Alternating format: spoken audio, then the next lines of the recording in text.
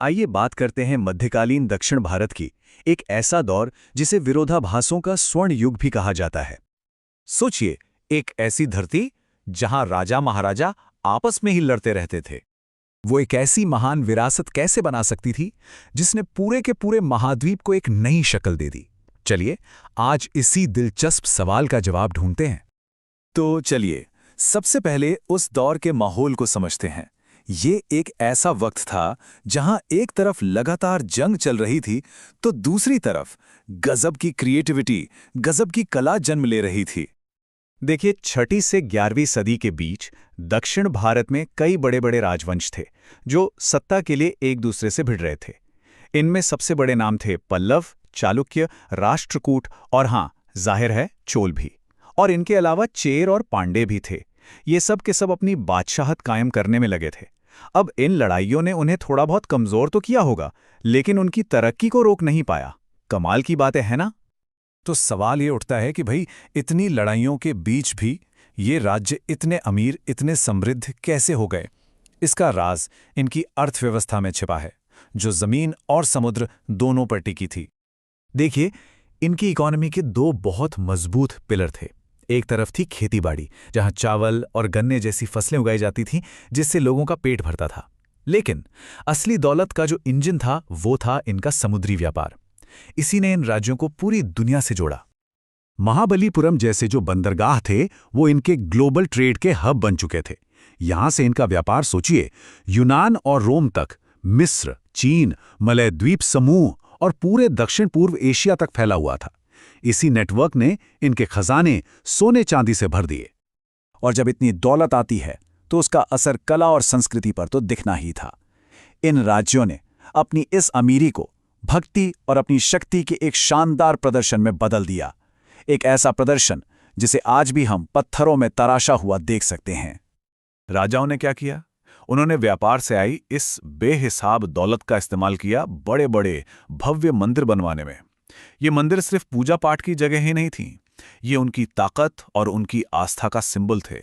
शैव हों या वैष्णव, हर पंथ को मानने वाले राजाओं ने अपने अपने भगवान के सम्मान में ये अद्भुत मंदिर बनवाए। और ये जो वास्तुकला थी ना, इसका विकास भी एक शानदार सफर की तरह है। सबसे पहले चालुक्यों ने वातापी में विरूपाक्ष जैसे मंदिरों की नींव रखी। फिर आए पल्लव, जिन्होंने महाबलीपुरम में एक ही चट्टान को काटकर रथ मंदिर बना दिए। इसके बाद तो राष्ट्रकूटों ने जैसे कमाल ही कर दिया। उन्होंने एलोरा में एक ही विशाल चट्टान से कैलाश मंदिर को तराश डाला। और इस सफर की मंजिल थे चोल, जिन्होंने तंजौर में 14 मंजिला बृहदीश्वर मंदिर बनाकर इस कला को एक नई ऊंचाई दी। और बात सिर्फ बड़ी बड़ी इमारतों की नहीं है, मूर्ति कला भी अपने शिखर पर थी।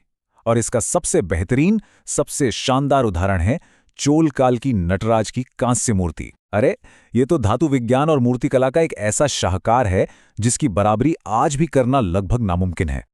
तो इन राजाओं ने सिर्फ पत्थर और धातु पर ही अपनी छाप नहीं छोड़ी, बल्कि उन्होंने विचारों की दुनिया को, साहित्य की दुनिया को भी बहुत अमीर बनाया।